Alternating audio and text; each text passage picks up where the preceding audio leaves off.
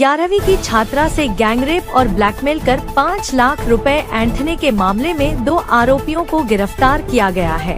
एक नाबालिग को डिटेन किया है। मामला अजमेर के किश्चियनगंज थाना क्षेत्र का है। आरोपियों से पुलिस पूछताछ में कई चौंकाने वाले तथ्य सामने आए हैं। इधर मामले में अजमेर रेंज आईजी लता मनोज कुमार के निर्देश पर सेट का गठन किया गया है। इसमें एएसपी को सहित 12 लोगों की टीम को जांच के निर्देश दिए हैं। पुलिस के अनुसार यह पूरी गैंग हो सकती है जो स्कूल, कॉलेज और कोचिंग छात्राओं को फंसाकर ब्लैकमेल करती है। छात्रा को उसकी सहेली ने आरोपी की इंस्टाग्राम आईडी देकर दोस्ती करवाई थी। यही नहीं, आरोपी पोर्न फिल्म देखने और नशे के आदी हैं। पुलिस उस कोचिंग छात्रा की भूमिका को लेकर भी कई लोगों से पूछताछ कर रही है, जिसकी मदद से पीड़ित छात्रा को नेटवर्क में फंसाया गया। थाना इंचार्ज अरविंद चारण ने बताया, शनिवार 1 जून को गिरफ्तार दोनों आरोपी रातीडांग निवासी इरफान और उसके फोटोग्राफर दोस्त नौसर निवासी अरबाज को रविवार को 2 दिन के रिमांड पर लिया गया है। इनके मोबाइल और कॉल डिटेल्स खंगाले जा रहे हैं। जो भी दोषी होगा उन सभी के खिलाफ कार्रवाई की जाएगी। स्पीकर वासुदेव देवनानी ने कहा, हम गैंगरेप आरोपियों की संपत्ति पर बुलडोजर चलाने से भी परहेज नहीं करेंगे। वहीं देर शाम एसआईटी टीम ने इस मामले में कार्रवाई करते हुए 4 अन्य आरोपी रज्जाक पुत्र राजू, इमरान खान पुत्र भंवर, असलम खान पुत्र गुलाब सहित मुबारक खान पुत्र इकबाल को गिरफ्तार किया है। अजमेर एसपी देवेंद्र बिश्नोई के अनुसार 30 मई को पीड़ित कोचिंग छात्रा के पिता ने क्रिश्चियनगंज थाने में इरफान और अरबाज समेत 6 लोगों के खिलाफ नाबालिग बेटी को ब्लैकमेल करने और गैंगरेप करने का मामला दर्ज कराया था। पॉक्सो की धाराओं में मामला दर्ज किया था। पूछताछ में सामने आया कि आरोपी इंस्टा पर एक आईडी क्रिएट करते थे। खुद का अगर मोबाइल नहीं होता तो अपने अन्य साथी का मोबाइल उपयोग में लेते थे। बाद में जो भी लड़कियां आईडी पर दिखती उन्हें फ्रेंड रिक्वेस्ट भेजते थे। कुछ लड़कियां इनको रिजेक्ट कर देती थी और कहीं लड़कियां रिक्वेस्ट एक्सेप्ट कर लेती थी। बाद में जो भी लड़कियां फ्रेंड रिक्वेस्ट एक्सेप्ट करती थी उनसे बातचीत कर जाल में फंसाकर पैसों की डिमांड और सेक्सुअल हैरेसमेंट किया जाता रहा है। यह चारों आरोपी भी इस पूरी घटना में शामिल थे, जिनके द्वारा पीड़िता से पैसे लाना और लेकर जाना इसका काम था। उधर अजमेर दक्षिण से विधायक अनिता भदेल ने कहा कि स्कूली छात्रा को ब्लैकमेल और रेप करने की यह घटना 1992 के अजमेर कांड की याद दिलाती है। पुलिस को आरोपियों के मोबाइल फोन का काफी डेटा गायब मिला है। पुलिस इसे रिकवर कर रही है ताकि पता लगाया जा सके कि छात्राओं को ब्लैकमेल करने वाले इस गिरोह में और कितने लोग शामिल हैं। किन युवकों की क्या भूमिका थी। पुलिस को इस मामले में कुछ युवकों से अहम जानकारी मिली है। पुलिस को यह भी जानकारी मिली है कि इरफान और अरबाज पोर्न फिल्म देखने के साथ नशे के आदी हैं। माकड़वाली रोड, आना सागर चौपाटी, रातीडांग और पुष्कर रोड के आसपास के कुछ रेस्तरां में इन युवकों का स्कूली छात्राओं के साथ आना जाना है। पुलिस ने ऐसे स्थानों को भी चिन्हित किया है जहां आरोपी छात्राओं को लेकर जाते थे। इधर मामले की गंभीरता को देखते हुए पुलिस की अलग अलग टीमों ने आरोपियों के संभावित ठिकानों पर दबिश दी। पुलिस की जांच में सामने आया कि आरोपी अरबाज वैशाली नगर स्थित 7 वंडर्स पार्क के बाहर फोटोग्राफी करता है। यहाँ स्कूली छात्राएं और अन्य लड़कियां घूमने के लिए आती हैं। अरबाज बतौर प्रोफेशनल फोटोग्राफर उनके फोटो क्लिक करता, फिर फोटो भेजने के बहाने मोबाइल नंबर ले लेता था। बाद में लड़कियों से दोस्ती बढ़ाकर उनकी सोशल मीडिया आईडी के पासवर्ड लेता और उनकी फोटो को न्यूड कर ब्लैकमेल करता था। इसके साथ ही अपनी गैंग के अन्य सदस्यों को भी उन लड़कियों के नंबर भेजकर ब्लैकमेल करवाता था। इरफान, अरबाज और इनके अन्य साथी इंस्टाग्राम जैसे सोशल मीडिया प्लेटफॉर्म पर लड़कियों से दोस्ती करते, फिर उन्हें प्रेम जाल में फंसाते थे। बाद में उनके मोबाइल नंबर पर अश्लील फोटो वीडियो भेजकर ब्लैकमेल करना शुरू करते थे। पूरी गैंग ब्लैकमेल करती है। पुलिस के मुताबिक लड़कियों को ब्लैकमेल करने वाले आरोपियों की गैंग में कई और सदस्य शामिल हैं। पुलिस अलग अलग जगहों पर दबिश दे रही है। सूत्रों के अनुसार पुलिस ने 6 अन्य आरोपियों को भी पकड़ा है। जल्द ही पुलिस पूरे मामले का खुलासा करेगी। पीड़ित छात्रा के पिता की रिपोर्ट के मुताबिक थाना इलाके के एक कोचिंग सेंटर में पढ़ने वाली 11वीं क्लास की छात्रा को उसकी सहेली ने अक्टूबर 2023 में लड़कों से दोस्ती करने की सलाह दी थी। उसने छात्रा को एक लड़के की इंस्टाग्राम आईडी भेजी। हालांकि फ्रेंड रिक्वेस्ट को छात्रा ने ब्लॉक कर दिया था। इसके बाद सहेली ने छात्रा को इरफान की इंस्टाग्राम आईडी दी। इरफान की फ्रेंड रिक्वेस्ट को छात्रा ने कबूल कर लिया। दोनों के बीच बातचीत होने लगी। इरफान ने छात्रा को विश्वास में ले लिया। इसके बाद उसने छात्रा की इंस्टाग्राम आईडी और पासवर्ड ले लिया। इरफान ने छात्रा के कुछ फोटो एडिट किए और उसी की आईडी से उसकी कुछ सहेलियों को भेज दिए। इस पर सहेलियों ने उसे ब्लॉक कर दिया। छात्रा की आईडी से इरफान ने कुछ चैट भी किए। इनको आधार बनाकर वह छात्रा को ब्लैकमेल करने लगा और पैसों की डिमांड करने लगा। छात्रा घर से पैसे चोरी कर इरफान को देने लगी। इरफान जब भी पैसे लेने जाता तो उसके साथ उसका कोई दोस्त भी होता। दोस्ती के दौरान आरोपी ने छात्रा की न्यूड फोटो ले ली थी। मार्च 2024 में छात्रा पैसे देने आई तो इरफान के साथ अरबाज भी था। इरफान ने ब्लैकमेल कर अरबाज के सामने ही छात्रा का रेप किया और फोटो वीडियो बनाए। तब तक छात्रा इरफान को 5 लाख रुपए दे चुकी थी। रेप के बाद आरोपियों ने 10 लाख रुपए की मांग की। घर से लगातार पैसे चोरी होने की बात सामने आई तो पिता ने बेटी से सख्ती से पूछा। उसने पिता को सब कुछ बता दिया।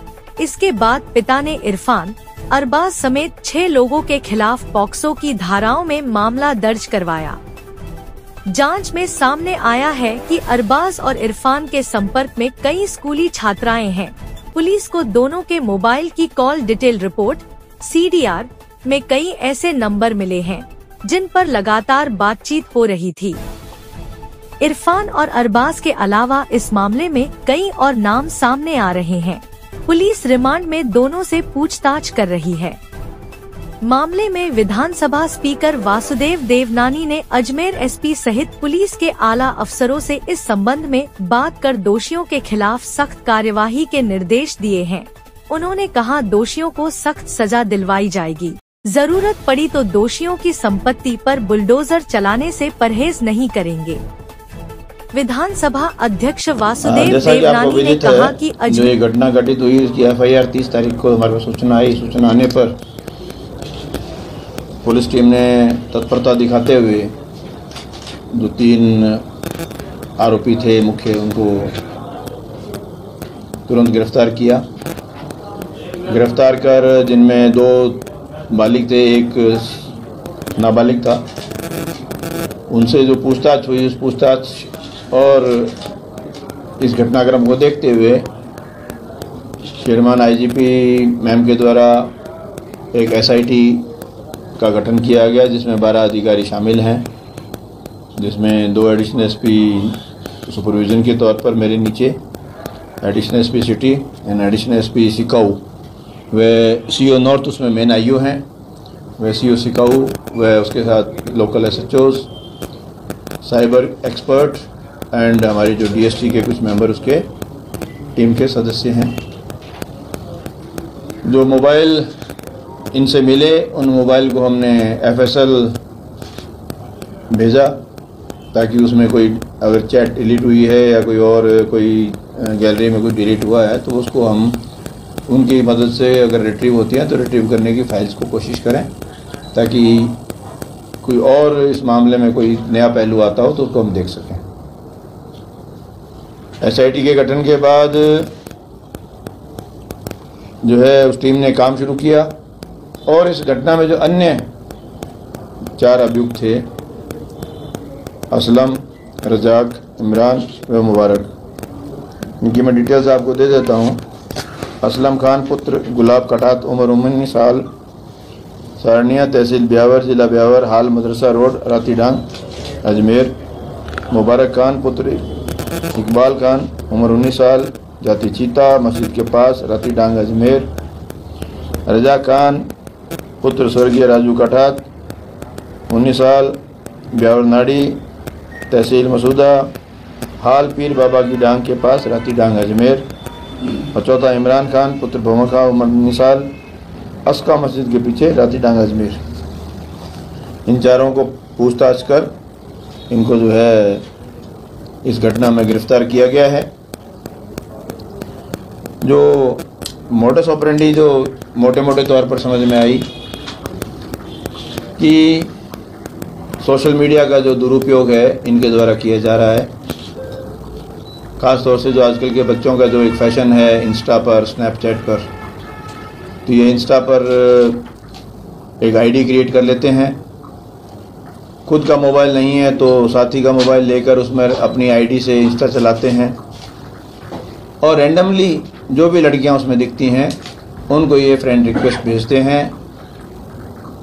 कुछ इनको रिजेक्ट कर देती हैं, कुछ ब्लॉक मार देती हैं, कुछ इनकी रिक्वेस्ट को एक्सेप्ट कर लेती हैं, जिनसे रैंडमली फिशिंग करते हैं ये। और उसके बाद जो बच्चियां इनके उसमें फ्रेंडशिप एक्सेप्ट कर लेती हैं, चिकनी चुपड़ी बातें करके उसको अपने जाल में फंसाकर फिर उससे जो है फेवर्स लेते हैं और फेवर्स में जो है फिर पैसा और सेक्सुअल एक्सप्लॉयटेशन भी इनके द्वारा किया जाता रहा है, जैसे कि पूर्व में आपको विदित है। और ये चारों भी उस घटना में कहीं ना कहीं शरीक रहे हैं कॉन्स्पिरेसी में, जो पैसे लाना, लेके जाना, उसके साथ बाहर खड़े रहना। इसलिए इनका भी उतना ही जुर्म बनता है जितना मुख्य अभियुक्तों का बनता है। तो मेरा तो इस घटनाक्रम को देखने के बाद जिला एसपी होने की हैसियत से, एक फादर फिगर होने की हैसियत से तमाम पब्लिक से अपील है कि सोशल मीडिया के जो दुष्प्रभाव हैं इसको आप समय रहते चेत जाइए। आपकी जो बच्चियां नाबालिग हैं, अबोध हैं, उनको अभी दुनियादारी का ज्ञान नहीं है। आप उनसे जो है दोस्ती करें, उनको जो है समझाएं, उनको काउंसलिंग करें। और सोशल मीडिया से मेरा ये मानना है पढ़ने वाले बच्चे का ज़्यादा वास्ता ना हो तो अच्छा ही है, क्योंकि पढ़ाई करने की उम्र है। उस पढ़ाई में सोशल मीडिया, इंस्टा वगैरह ये चीज़ें कहीं ना कहीं आपको डेविएट भी करती हैं। और इस तरह के जाल में, क्योंकि वो घर में बातें शेयर होती नहीं हैं, बच्चियां जो है नाबालिग हैं, घबराती हैं, तो इस आगे से आगे जाल में फंसती चली जाती हैं। तो पेरेंट्स को भी अपनी रिस्पॉन्सिबिलिटी समझनी पड़ेगी और अपनी इस तरह जो चाहे बच्चा हो या बच्ची हो, उनको जो है प्रॉपर काउंसलिंग करें, प्रॉपर मार्गदर्शन दें और सोशल मीडिया के जो दुष्परिणाम हैं उस दुष्परिणाम के बारे में उनको अवगत कराएं। बच्चे समझदार हैं, ऐसी बात नहीं है, उनको यदि आप समझाएं तो जल्दी समझते हैं, बट उनको ज़रूरत है इस चीज़ के बारे में बताने की, क्या अच्छा है क्या बुरा है।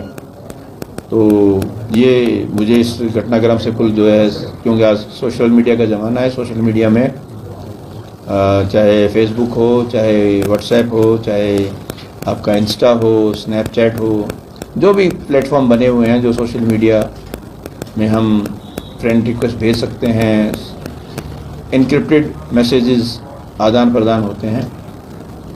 ऐसी जो भी तमाम सोशल मीडिया की जो प्लेटफॉर्म्स हैं उन पर बहुत सावधानी रखें और अनजान लोगों से जो है फ्रेंडशिप रिक्वेस्ट एक्सेप्ट ना करें, मेरा ये निवेदन है।